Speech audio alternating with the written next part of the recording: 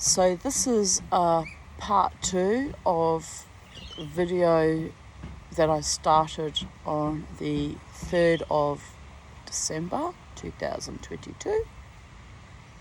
I want to discuss my dream I had last night.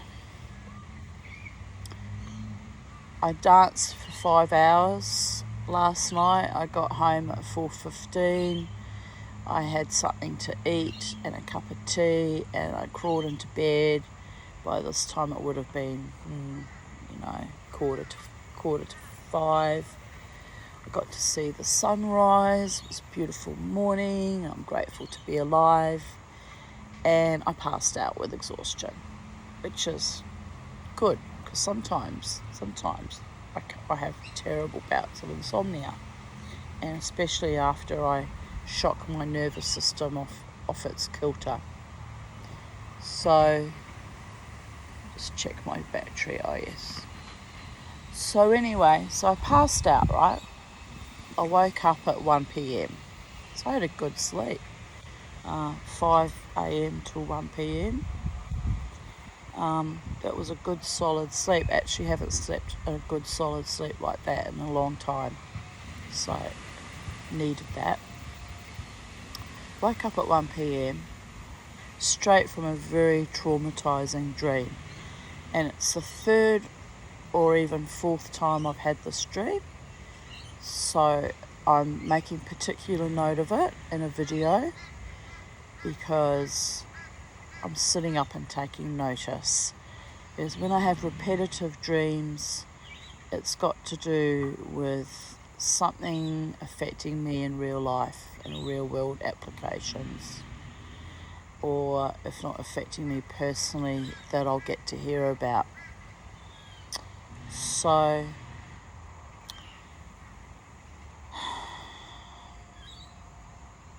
the dream was about my neighbours that live behind me.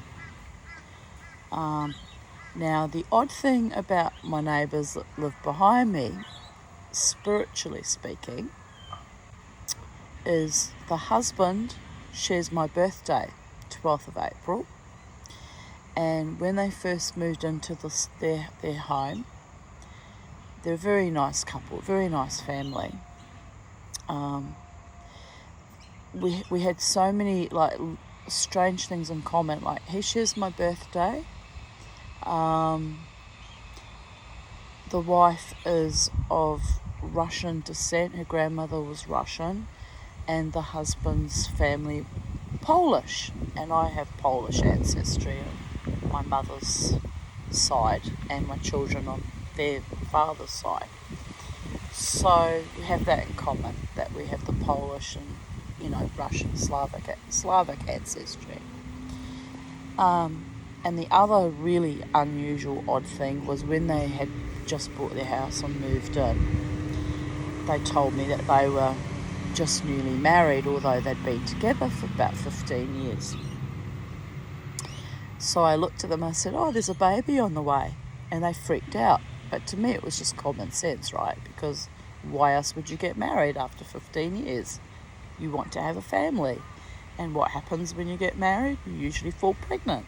It's not rocket science, and it's not particular display of psychism. It's just old wives' common sense, right? But they freaked out. I said, "Yes, there's a baby on the way, and it's going to be a girl." So that part was a little bit of psychism, because I don't know how I knew, but I just knew. So they said, "We haven't even told anyone yet." And I said, "That's okay." I said, "I pick up on these things. It's just how my brain works." I said, good luck and congratulations on your new baby that's coming. So they really only just it's probably the first conversation I'd had with them. So they were really quite freaked out by this. Anyway, they had a housewarming sort of afternoon tea party, invited me, which was very nice.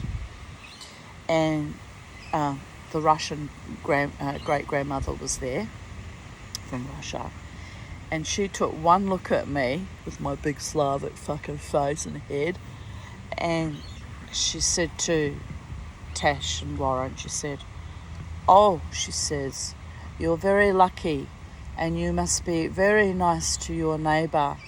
And I'm like, what? And they said, because she is a witch, and if you live next to a witch, you are very, very lucky. And they're looking at me, and, "Are you really a witch?" And I went, "Oh, ancestral witch. It's not like I really practice." In those days, I didn't actually do much spell work or, apart from my usual bit of tarot reading occasionally or bit of, intuition for my own purposes. I didn't do any particularly witchy practices, And mind you, to be honest, I don't have to, because I walk with my gods daily. I am who I'm becoming. And, my journey's been marked by the gods since birth. And being an ancestral witch has been both a blessing and a curse, really. But I did have someone tell me at a drumming circle, someone I knew from ecstatic dance. She told me back in 2020, November, the last time I saw her at drumming, which I was also being stalked by an ex-lover and his latest squeeze. So I was a bit triggered and a bit uncomfortable because I was still in love with that man. My heart just aches to think about it. As soon as I said I was still in love with that man, my heart went, because the truth is I am still in love with that man, and I don't know why, because he was a sadist and a psychopath and a narcissist and really a bit of a cunt, but it is what it is. Anyway, Noosh from Ecstatic Dance, that was at that particular drumming circle, said to me, "You need to embrace your witch side more, Tanya. It's really important." And I was like, yes, I know, I'm well aware that I've shut that aspect of my being down for a long time. I said, but I'm also a Jew. And, I said, I used to be quite a religious Jew and, very devoutly practicing it. I said, but I've let that slide in the last, 5 years or so, I said, because, especially since my suicide attempt, I said, because there was just so much viciousness that I just can't deal with it anymore. I said, Judaism, is a beautiful religion, and I loved being a Jew, and I worked hard to be Jewish and raise my children in the Jewish community, only to ever be constantly vilified and attacked by my own chosen people, because I'm a Jew by choice. And I said, and it hurts. It hurts. So she said, no, because she said, that was not your path. Your path is, you are a witch. And, well, it's easy for people to say, you are this or you are that, and put labels on you and, dance how high to this tune, or dance in your spot till you die of absolute emotional catharsis, in your favourite dancing spot. Do this, do that, be this, be all things to all people, and obey your gods, and be perceived to be this, be perceived to be that. And yes, I am a female in a short, fat hobbit body, and I am a Jew by choice and by heart and by soul, and I am a witch by spirit and soul, and I suppose by heart too. And I am a freedom fighter, and I'm a dancer, and at one time I was a lover who loved deeply and foolishly to my own almost death. So, I'm a mother, I'm a friend, all these labels that we ascribe to people. But at the bottom, core of everything, I am a spirit having a human experience, not a human having a spirit experience. So I'm more than the sum of my parts.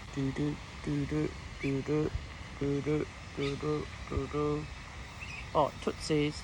Ooh, tootsies, gnarly tootsies. Anyway, at the end of the day, what I'm saying is, whether you're a witch or whether you're, a druid, or whether you're a magician, or whether you're a Wiccan, or a Satanist, or a Luciferian, or whether you're a Catholic, or a Jew, or a Muslim, or a Shinto priest, or none of it really fucking matters. It's just a coat you put on and a set of precepts you live by, and a culture and a tradition, and underneath it all, we're all equal in the eyes of God, and we're all human. Well, are we all human, or are some of us zombies? Definitely not many of us are fully human anymore. Fully embodied in the zombie apocalypse that I used to think was the stuff of nightmares has come true, right? It's very confronting for me. The AI cyborgs running around with Mother Hydra's babies in their veins waiting to clot up. Very confronting. Very confronting. So, and terrifying and horrific. Anyway, I digress. I return to my dream. Now, my dream is about my neighbours, Warren and Tash. Now, why it concerned me, the dream, was I predicted the birth of their eldest child, Evelina. I predicted her birth the moment we met. And then, only, I think a year or so, I think they're 2 years apart, only a short time after, I looked at them again one time when I was standing in the garden. I said, there's another baby coming and it's going to be a girl. This time they really freaked out. And again they said, how do you do that? Like, we haven't told anyone. And even I freaked out, right? This is how powerful our connection, our psychic connection is. Not them with me, but me with them. And I don't know how that bond got created, since I barely knew them when they first moved in. But we have the psychic thing where I tune into their unborn children. So why I'm disturbed by the dream I've been having, this is the third time I've dreamt it, is in the dream, last night I dreamt it again, in more minute detail than I've been dreaming in the past. But in the dream, they're living in that house, but the house is larger, because dreams aren't completely factual, and space and time get changed or manipulated, and dreams become quite nonsensical, right? But why I'm concerned about this dream is I dreamt of Evelina, their eldest child. They call her Evie. Now, Evelina has just recently lost a lot of weight. She was always quite a chubby little girl, and which doesn't bother me. It doesn't impact on my life in any way. And she was a lovely little girl, and we're not particularly close. Like, we live next door to each other, but we don't mingle, mix much. I keep myself very much to myself in my sacred space here. It's quite isolating and lonely. And, in June when I was very ill, I was very, very ill, I thought I might die again. I was conscious that I'm going to probably die here alone. And none of my neighbours could give a flying fuck, really. They're very condescending and superficial and, oh, hi. Like, they just remind me of something out of Stepford Wives. It's actually chilling. It's just as chilling as any fucking horror movie I've ever seen. There's a few people that live on my street who have been very kind and very lovely to me, and bring their children, or used to bring their children to play here in my garden, and it was delightful. So, like, they're not all monsters. Like, there are nice people, but by and large, you know, people are also so traumatised from this COVID epoch that they're very insular and guarded. And it's the perfect breeding ground, really, for the witching times to recur again. Because when you're alone and you're poor and you're sick, you become a perfect target with a massive big bullseye right in your chest, right? And factor in the fact that they all call me the witch and refer to me as the witch, which I've taken ownership of in recent years because fuck it. They're going to call me a witch, I might as well be one, right? Let's get some fucking glory or satisfaction out of yet another label that is by and large pretty harmless and mindless, apart from the fact that I predict when their babies are going to be born, you know, like, so. Anyway, so I had this dream and I'm thinking deeply about it. Because in the dream, Evelina comes to me, third time I've dreamt it, and says to me, my parents are desperately unhappy and I think they need to get a divorce. And it's a strange thing for a child to come to you in a dream about, right? And in real life, I don't think that is true, actually. I think her parents are quite happily married and they seem very content and happy, and they're always very, you know, friendly and nod and wave and sometimes stop to chat. And, you know, I see no outward signs of unhappiness with the parents. But in the dream, Evelina's saying to me, I need your help. I need you to help Mum and Dad, you know, realise that they have to split up because they're so deeply unhappy. And I said to her in a dream state, I said, it's not my place to do such a thing. I said, your parents have to make a decision if they're unhappy or not. I said, it's actually not your business either. But the dream got very, very distressing because I go into their house, which is similar to the house they have now, but it was bigger with much bigger windows.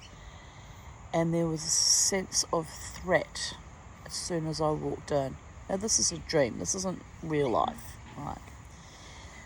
I hope not anyway. I hope it doesn't come true. It was very chilly, the dream. So I go into their home and I go and see Tash. And I said, Tash, what's going on, Tash? She says, oh, things aren't right here and I'm not coping, that I'm kind of a bit in denial and I don't know what to do. And I said, oh, Evelina's come to see me and she's told me there's a problem and she's deeply concerned. She's asked me to speak to you. I said, which I'm reluctant to do because it's not my place. And Tash just sort of sits there, starts crying. She said, oh, I really need you. I've needed you to come. Now, bear in mind, people, this was a dream, not real life, right? So I look at her and I said, what's going on, Tash? And she said, oh, he's just so controlling and sadistic and cruel and I'm not coping. Now, I see no outward signs of that in real life, although it was a bit sadistic when I was very sick, how the neighbours stood around laughing at me playing my shamanic music and banging my drum and chanting because I was healing myself, because my bitch GP, who I've now fired, wouldn't give me antibiotics, which is tantamount to murdering me with my respiratory issues that are not COVID related, but I've had a lifetime of very bad asthma and bronchitis since I almost died of whooping cough and measles when I was 4, right? So I was spiralling under very badly in June to the point where I thought, I'm cactus, I'm not going to survive this. And when I couldn't get a second course of antibiotics because my doctor's an asshole, I did go into panic mode. Thought, well, how am I going to survive this? Like, it's not survivable. And I can't go to the hospitals because I can't trust them with my body. They're not survivable either. So what am I going to do? So Spirit said to me, put on Tuvan throat singing and Viking music, which I did. And miraculously, not immediately, but within a week, I got better. But I had that whole day of scrubbing mould off my walls when I could barely walk or hold myself up, in primal survival mode, thinking I'm going to die. Had discovered the mould that morning, gasping for air with Tuvan throat singing. So yes, it was superhuman, and it scared the neighbours. It fucking scares the neighbours and anyone around me at how I managed to survive my own imminent death. And I've done this not once, but dozens of times, people. And it is frightening. It frightens me. But I keep this short, fat hobbit body alive by my own will alone sometimes,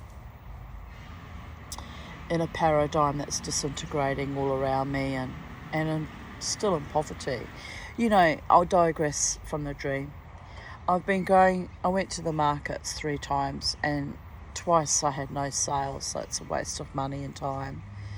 And so my beautiful friend set up a website for me, and he worked hard for it. He worked on it for 3 days. He worked his ass off. It's a beautiful website on Instagram to sell the jewellery I've been making for 2 years, which was a distraction from COVID. And I've had no sales on that either. And then Instagram throttled down all my engagement from, I think they said I had 625 accounts, to now it's been throttled down to 325. So they're throttling me down maliciously because I'm outspoken about what's going on with COVID and our governments and the other systemic abuses. And if it means that I'm going to lose my business that I still haven't sold one item from because of malicious social credit silencing, then so be it. Fuck them. The truth remains the truth, no matter how many times you cut it down and slice it. The truth remains the truth, and I will fight for the truth, by the truth, of the truth, to the day I die. What's the worst can happen to me? I die? Death's not the end, people. Remember that. Death is not the end. I do fear a terrible, painful, vulnerable death at the hands of the government, like what happened to both my parents in the aged care facilities where, my father was effectively murdered and my mother was abused so horrifically she ended up with a broken hip. Like, what the actual fuck? And if I had money, I would have sued their asses off, but they knew I couldn't do a damn thing about it because they've got no money. And also lawyers, having been financially raped multiple times in my divorce and the will dispute. Do not even mention a lawyer to me. They make me sick to my core. But anyway, there is that. So in the dream, I'm triggered about divorce. Divorce is the theme of the dream, right? Divorce was the theme. And so my beautiful neighbour Tash, who's a very nice woman, they're nice people by and large. She, we all have our dark side. We all do. That's life. Light and dark swirling into infinity. But they've done me no harm. They've caused me no harm. They haven't been malicious to me. They've thought they live next to a batshit crazy woman who's vulnerable, but they haven't been condescending and supercilious, too often. There has been flavours of it, but nothing too bad. Not like the other neighbours I won't mention. Anywho, So the dream shows me Tash sitting there, and there was all this paperwork on her desk. I said, what paperwork have you got there? And I got a shock, because it was my own divorce paperwork, which I, in real life, burnt a couple of years ago because I was sick of carrying that negative dross energy in my home and toxifying my space with bitterness and ugliness and horror, just what I lived through for years with that divorce.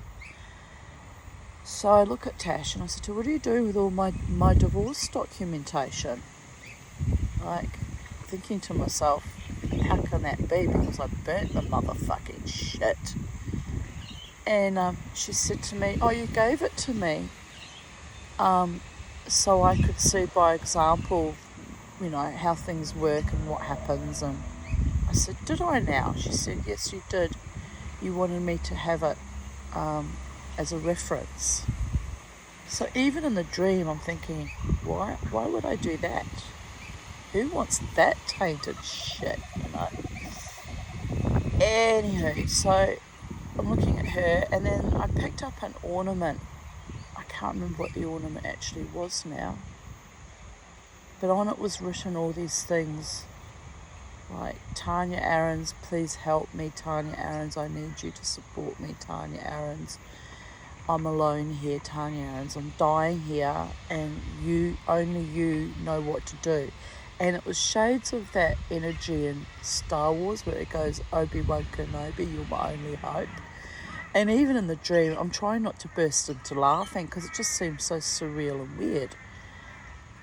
But I thought, I must keep calm and not react. I said, what's this thing here? And she says, oh, yes, we've written on it, we were hoping you would come and help us. So that didn't make sense to me, and even in the dream. I said, well, I'm here now. What is it that you want me to do? She said, I'm deeply afraid and I don't know which way to turn. I said, oh, I've been there, lived like that for many decades. I said, the only way out is through. She said, what do you mean? I said, well, you just have to take action. You have to make a choice and you have to follow it through. I said, whatever choice you make, you won't know whether it's right or wrong. It'll just be the choice that you have made in that moment. I said, but your child is coming to me in deep distress and you need to deal with this because you are the adult. So that was the tone of the dream, right? And it was more convoluted and complicated, like the dream shifted then to my neighbour Warren, and he's like, I don't know why you're here and what's going on. I said, your marriage is over and you're getting a divorce, that's what's going on. And then he's like, what? And I was like, yeah, I know. I said, but your child tells me this. And I said, your child is screaming out for support. And I said, I can't help her. It's not my role. It's your role. You're the parent. So anyway, I woke up from that weird ass fucking dream really triggered because I realised little Evelina that I dreamt of asking for support isn't about Evelina at all. It's about me, who throughout my childhood badly needed protection and support and someone to step in and get those fucking animals away from me. And I was raised by parents that were acopic and vicious and superficial and narcissistic and condescending, which is why I do get triggered by various people in my neighbourhood who are like, oh, look at you, I'm a witch. Oh, aren't you a witch, or are you only a witch at Halloween? It's like, fuck off, you filthy fucking maggots, you bloodless curs. Like, mind your own fucking lives and your own fucking business. But they're just so vicious. It's like, the witch, we'll pick on the witch today. And they don't know, you can't pick on me. Like, you can pick on me, but I'm just like, fuck off, you know? Look, it's a beautiful day. I'm under a tree, enjoying the sunshine. Life is beautiful. There's a chandelier I made from my mother's old chandelier. A sun catcher. You know, I got it all happening. I got the tree. I've got the garden. I've got sacred space. I've got the gods. I got neighbours that are fucking jealous of me because they think I have a fabulous life.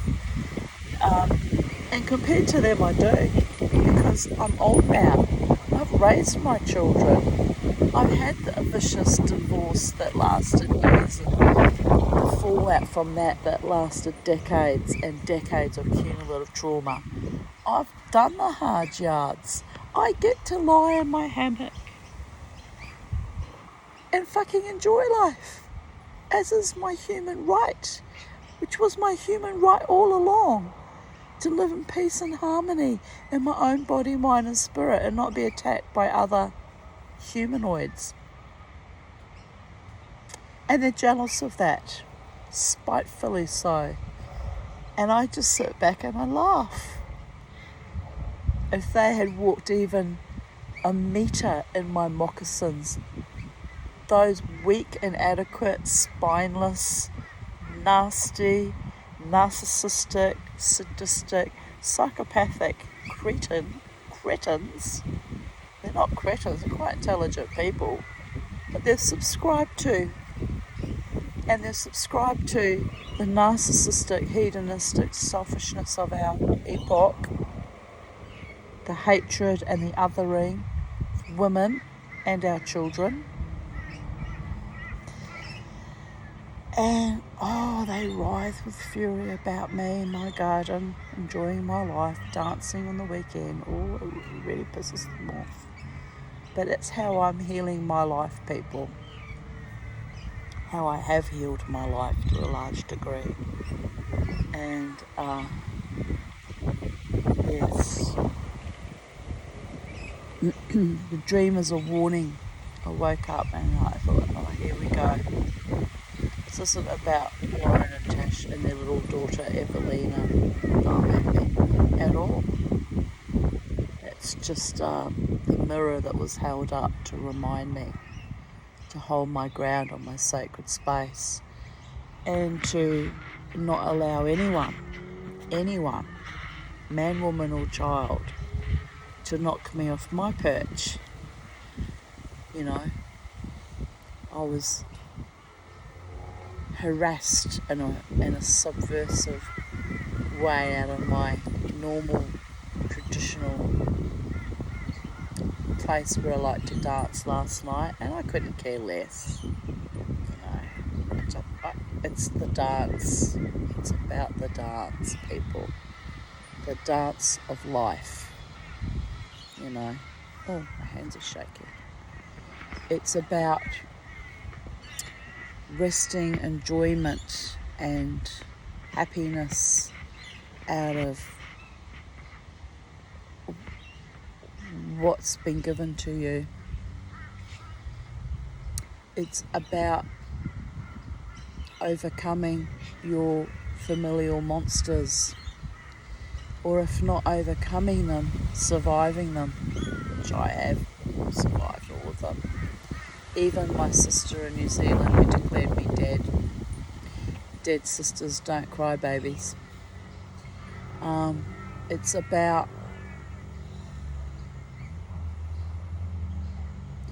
being at one-ment with all that is, was and ever shall be, with Creator, with our earth, with the cosmos, and in our own body, mind and spirit.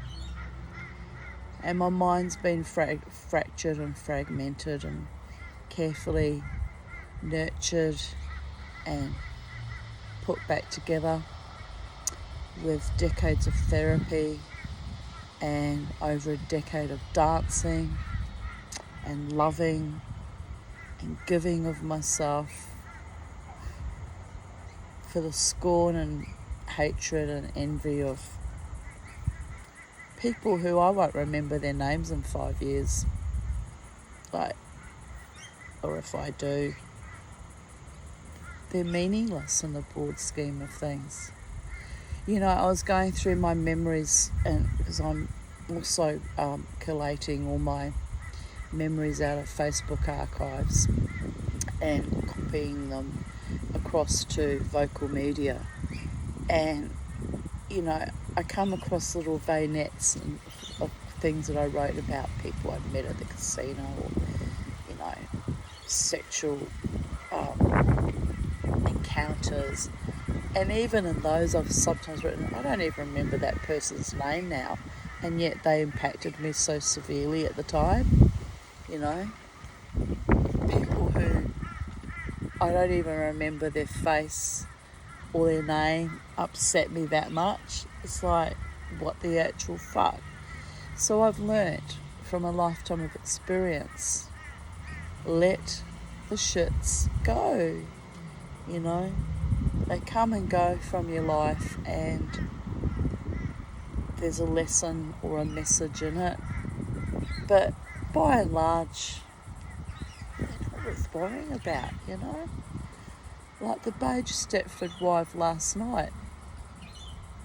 Who is she to me in the broad scheme of things? Just a woman drinking and dancing in the night, doing her thing, and I'm doing my thing, and no harm, no foul. Life goes on, the dance goes on, and the pièce de résistance is knowing that if you live long enough and well enough and decently enough and ethically enough and humanly enough, and you guard your own body, mind and spirit enough, it all just becomes a farce and a play. And the only way to win a game is not to play. Anyway, on that note, people, I'm going to end now, because I don't know if I'm even making sense, quite frankly. But I am deeply worried about my neighbours now and their daughter. I've got 2 little daughters. Because I keep dreaming of the same dream over and over again, and it worries me. It worries me if I'm picking up something psychically, that there's something not quite right going on. And in real life, it's not my place to ask or intrude on in their private space, so I won't. But it was a powerful dream, and as I say, it probably is just a mirror of my own trauma processing from my own life, and had nothing to do with them at all. But I'll be cautiously, as I do, sitting in my garden, waiting for the information to be gifted to me, if it's important and if it's necessary. So on that note, goodbye from Sacred Space, Titania's realm. Before we go, I just want to show you. You see my orchid above my head? Orchid spray. And there's another little one coming up here. So, and another little one there. Lots of new babies on my orchid. So I'm very happy and contented about that. Very happy, and it's a beautiful day and the sun's out. And I wish I wasn't alone, destined to be alone. And I wish I wasn't weird for my trauma issues. And I wish my daughter was with me. And I wish that feckless, useless, psychologically damaging fucking cunt of a man that I loved had loved me and been different, and we'd had a lovely partnership by now. but that wasn't the cards God gave me, and it is what it is. And I wish I didn't live in an actual real world zombie apocalypse, but we do now, or I feel that we do, given my experiences of after a lifetime of trauma and awareness of what was sliding away. I was aware of it years ago, and that comes across in my writings too. And I wish that vocal media would pay me for my writings, quite frankly, because there's some deeply, intensely, incredible writing tucked in my journals that I copy across that no one bloody reads, but I put it there for posterity and for my own processing and satisfaction. And sometimes I come across my own writings and stories were written about encounters I've had with people in the night, and even I have to chuckle. It's actually quite amazing and delightful, some of the people I've met out in the scene, and some of the funny things that drunk people will say to you that turn out to be quite prophetic. So yes, I'll continue to write and post my writings, even if it's only for my own edification, my own joy, gleanings from how far I've grown and come along in the last 10 years, 20 years, 30 years, 57 years. Anyway, I'm really tired again. Might have another little nap or something to eat. And I send you all who watch my videos and listen to my mad ramblings, my not so mad ramblings actually, my intensely, deeply heartfelt, well considered discernment, I guess, which is the word, that come across as mad ramblings to the uninitiated. Here's looking at you, kid. Shalom, peace, joy, love, true love, not superficial, fake, contrived, constructed, artificial, toxic, dangerous, life-threatening, but true, authentic, beautiful love, people. Be thine and be mine. Good afternoon from Sacred Space, Titania's realm.